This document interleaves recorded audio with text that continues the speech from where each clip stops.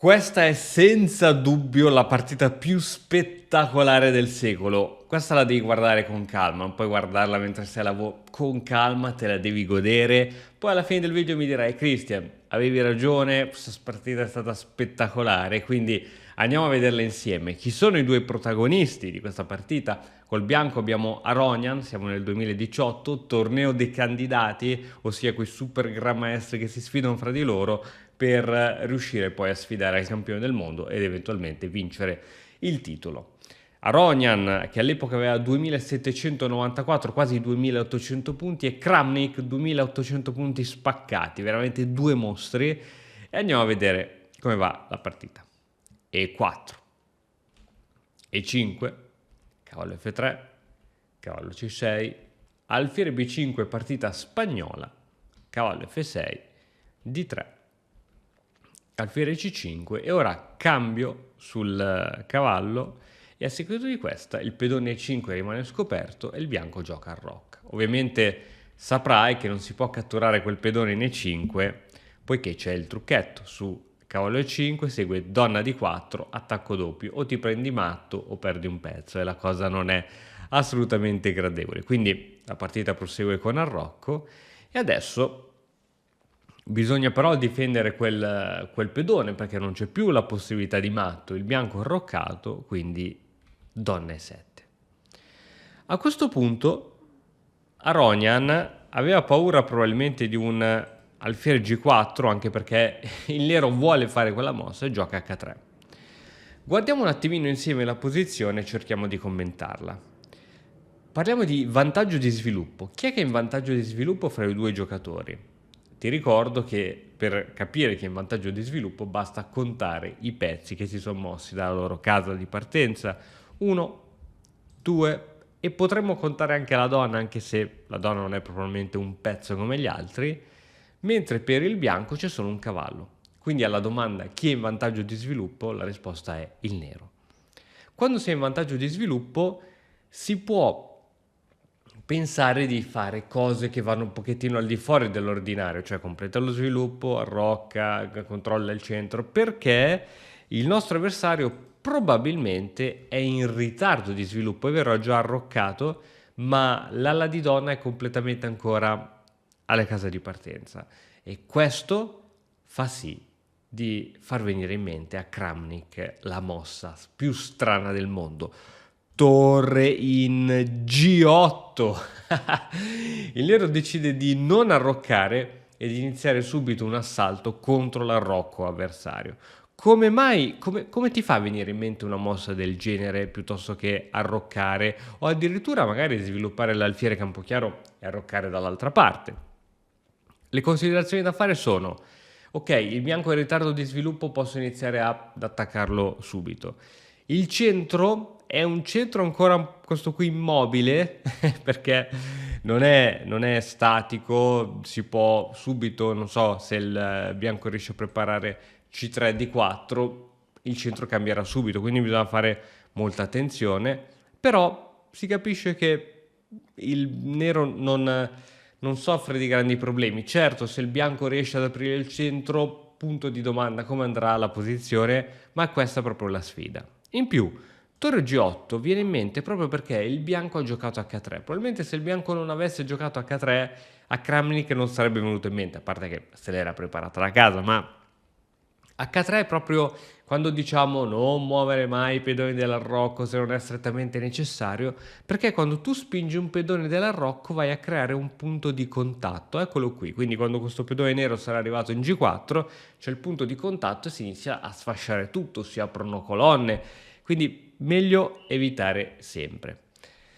A questo punto su torre G8 ancora un'altra mossa di profilassi di Aronian che è torre H1 e non è ancora una mossa di sviluppo, quindi ancora una volta il bianco fa un'altra mossa che non è una mossa di sviluppo. Vediamo come è continuata la partita. A questo punto bisogna essere grintosi. È chiaro, mi sembra ovvio che questa spinta ora non si può fare perché è controllata due volte, quindi cavallo H5. L'idea è quella sia di riposizionare questo cavallo, sia ora di permettere la spinta, perché in questo caso ora la spinta sarebbe difesa da torre e regina e in caso di cambio al nero va bene perché darebbe la torre per 2 pezzi leggeri e nel medio gioco va più che bene. E a questo punto, visto che il nero sta preparando un attacco sull'ala di re, uno dei principi fondamentali degli scacchi dice: quando il tuo avversario ti sta attaccando sulle ali, il modo migliore per reagire è reagire al centro. Ricordatevi queste perle perché in partita poi vi potranno salvare. C3 è la mossa che fa Aronian, appunto cercando di controgiocare sul centro. G5, tutto secondo i piani. L'idea è chiaramente poi quella di andare a spingere in questo modo. E adesso arriva cavallo per E5 da parte del bianco. Il cavallo in H5 del nero è abbastanza importante, quindi io non lo perderei. E infatti anche anche Kramnik non decide di catturare il cavallo, tra l'altro poi segue anche D4, ma decide di giocare G4.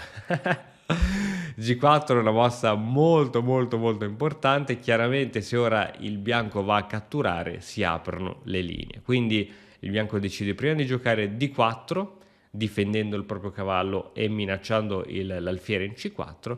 Questo alfiere deve ritirarsi, chiaramente una ritirata dove potrà essere più utile all'attacco è D6, poiché in qualche modo punta contro la rocca avversario. E ancora una volta Aronian non vuole aprire le linee ma gioca G3. Chiaramente ora dopo la cattura un pochettino l'iniziativa del nero viene stoppata, quindi questa è la piccola fortezza che si sta creando il bianco. Alfiere per E5, D per E5, donna per E5 e a questo punto donna per D4. Altro principio: quando stai subendo un attacco prova a rimuovere semmai gli attaccanti, no, del nero. La donna sicuramente contribuirà tantissimo nell'attacco contro il re, quindi cercare di cambiare le donne alleggerirebbe un pochettino la posizione. Voglio farti notare ancora il grande ritardo di sviluppo da parte del bianco. Ora, non è che questi grandi campioni non conoscessero il principio base degli scacchi sviluppare i pezzi, ma come vedi non c'è stato proprio il tempo per fare tutto questo. Ovviamente, se tu attacchi e hai fiducia nel tuo potere d'attacco, rifiuta il cambio. Rifiuta il cambio perché altrimenti rischi che poi la partita si possa ribaltare. H4. Aronian si è creato finalmente la sua fortezza. C'è questa catena di pedoni evidenziata in verde che è una struttura rigida e le strutture rigide hanno sicuramente i suoi pro e i suoi contro. Il contro è che spesso si prestano tanto a sacrifici, non so, mi viene in mente in futuro un cavallo G3, bisogna, cioè non è che dice ok la catena di pedoni sto tranquillo, bisogna stare attenti ai sacrifici. C5, la donna si sposta e ora guadagno un tempo sviluppando l'alfiere, la donna viene a dare scacco con attacco, ma C6 copro e paro anche l'altro pedone, donna in A4, perfetto. Ora bisogna essere energici. Come si continua l'attacco? Sembra veramente che quel bianco maledetto sia riuscito a trovare una soluzione difensiva. Se ora qui inizio a giocare in modo troppo passivo, non so, torre di 8 e poi cerco qualcosa, qui il bianco si organizza, cavallo in E3, sviluppa l'alfiere, mette in comunicazione le torri e chi si è visto si è visto. Motivo per cui bisogna essere energici con F5. Mossa veramente assurda. E perché si può fare? Perché il bianco è in ritardo di sviluppo. Vediamo, qui in partita viene giocata alfiere G5, ma una mossa come cattura ed eventualmente cattura non fa paura perché questa in realtà non c'è. Cioè questa inchiodatura non c'è perché le torri non sono in comunicazione, quindi non fa paura. Alfiere G5 è la mossa che viene giocata in partita, dicevamo, e ovviamente su e per F5 in realtà c'era di meglio, non c'era quella ma c'era cavallo per G3 scacco e su F per G3 alfiere D5 Re G1, donna E2 e chiaramente matto. Fra pochissime mosse, donna E1 scacco, la torre deve ritornare e abbiamo lo scacco matto in questo caso. Quindi alfiere G5, energici, bisogna essere energici. Ancora una volta, se ci difendiamo, spostiamo il re, lui gioca cavallo A3 e più o meno risolve gran parte dei suoi problemi. Torre per G5. Arriva il primo sacrificio su questa struttura e finalmente si è aperta la colonna H e adesso ancora una volta l'energia Questa probabilmente è lenta. Kramnik trova una mossa come F4. Creiamo dei punti di contatto. Più creiamo dei punti di contatto, più si apre la posizione, e più si apre la posizione, più il re chiaramente rimane esposto. Da notare come questo re al centro è il re più sicuro rispetto di questo re che invece è arroccato. La partita prosegue con donna di 1. La donna vuole tornare un pochettino nelle retrovie e cercare di dare una mano al re. E altre possibilità probabilmente erano poco interessanti. Non so, re G2, avevamo donna G5, insomma l'attacco del nero è decisivo. Donna di 1 è andata in partita, torre di 8, prendiamo un tempo sulla donna e sviluppiamo un pezzo, la donna si deve togliere e ora chiaramente bisogna catturare. Andare a chiudere la posizione probabilmente non è delle migliori, ma F per G3 e ora cavallo per A3. Mosse della disperazione le chiamerei, cioè il bianco finalmente mette in comunicazione le torri, anche se c'è la donna di mezzo, e chiaramente non si poteva catturare, altrimenti si attivava il cavallo. Torre in D3, torre in terza traversa, nel caso del nero, o in sesta nel caso del bianco, è una torre sempre molto minacciosa. Torre di 1, cercando di cambiare i pezzi, la teoria è che se stai peggio cerca di semplificare, di ridurre l'attacco da parte del tuo avversario, e ora Kramnik trova una mossa devastante. Ti lascio 10 secondi per trovarla.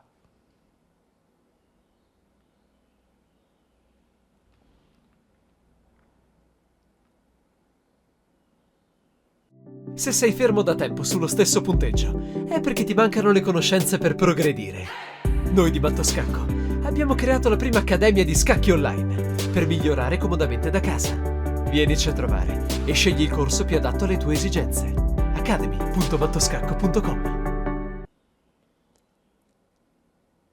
Ok, è veramente difficile, veramente difficile la mossa da trovare. È alfiere in D5, il nero mette sotto presa 2 pezzi e in partita viene giocata F3. Perché non si potevano catturare entrambi i pezzi? Non so, su cattura di torre semplicemente seguiva donna per con matto alla prossima, e in caso di invece cattura dell'alfiere la sorte è sempre la stessa: donna E4, re G1, cattura del pedone. Ora il re può sia nascondersi che catturare questo pedone, e in entrambi i casi la sorte ancora una volta è sempre la stessa. E ora attenzione come si continua. Qui verrebbe subito in mente magari uno scacco in F3, ma la continuazione più breve, veloce è torre in G3. Cosa? What? Il nero si mette, questa volta c'è sì l'inchiodatura. Torre 1, bammate, ma purtroppo anche l'inchiodatura non salva il bianco. Stai a vedere. Torre G2 scacco, il re si deve spostare. Cavallo G3, scacco matto con torre e cavallo, chiaramente la torre sostenuta dalla nostra regina che è inchiodata, quindi fantastico. Quindi abbiamo capito che non si può catturare né la torre né l'alfiere, perciò Aronian gioca F3. Wow, e cacchio F3 non me l'aspettavo, perché adesso mi hai chiuso l'alfiere, c'ho la torre in presa, come si continua? Kramnik è un tornado inarrestabile. G per F3, vai, catturami anche la torre, ma io adesso entro con questi 2 pedoni devastanti, col cavallo, con la regina, e la partita è finita. In partita viene giocata E per D5, Aronian valutava che questo alfiere era più cattivo. Vediamo che cosa sarebbe potuto accadere sulla presa di torre. Avevamo donna per E4, attacco sulla torre, la torre che si sarebbe dovuta spostare e minacciando la nostra donna, e attenzione ancora una volta devastante, F2, scacco di scoperta di donna, ma questo scacco lo si può evitare perché adesso arriva torre per E4, alfiere per E4, scacco matto, diagonale chiara presa e diagonali scure prese dai pedoni. Dunque in partita dicevamo che il bianco decide di catturare questo alfiere, ma la partita si capisce che è finita. Donna E2, si minaccia matto in vari modi. Torre 1, inchiodando la donna. Oh cacchio, questa donna si può inchiodare sempre. Sì, peccato che su G2 scacco qui il bianco abbandona. Perché abbandona? Perché il re può scappare da poche parti. In caso di re che scappa in H2 segue G1 doppio scacco, il re è costretto a catturare la donna che è andata a promozione, è F2, re G2, promozione di donna e scacco matto, perché scacco di scoperta e non c'è niente da fare. E in caso di, scusami, dopo G2, in caso del re che scappa in G1, come si finisce la partita? Ti lascio qualche secondo per pensarci.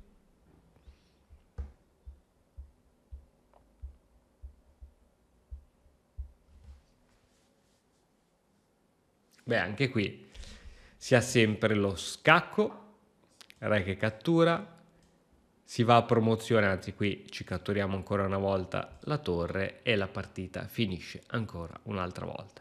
Dunque è stata una partita spettacolare, qualsiasi variante che non è stata giocata in partita portava una sconfitta immediata al bianco, partita che è durata una trentina di mosse, che per una partita fra due top, stiamo parlando di due giocatori che erano a 2800 punti, ragazzi, giocare in maniera così energica e precisa e con un attacco così devastante come se tu stessi giocando contro un 1400 è veramente tanta roba. Non a caso, spero che voi lo sappiate, Kramnik era anche campione del mondo, non lo si diventa mai a caso. Spero che la partita ti sia piaciuta, è una delle mie preferite in assoluto e fammi sapere qui sotto con un commento se ti è piaciuta o meno. Noi ci vediamo nel prossimo video e alla prossima!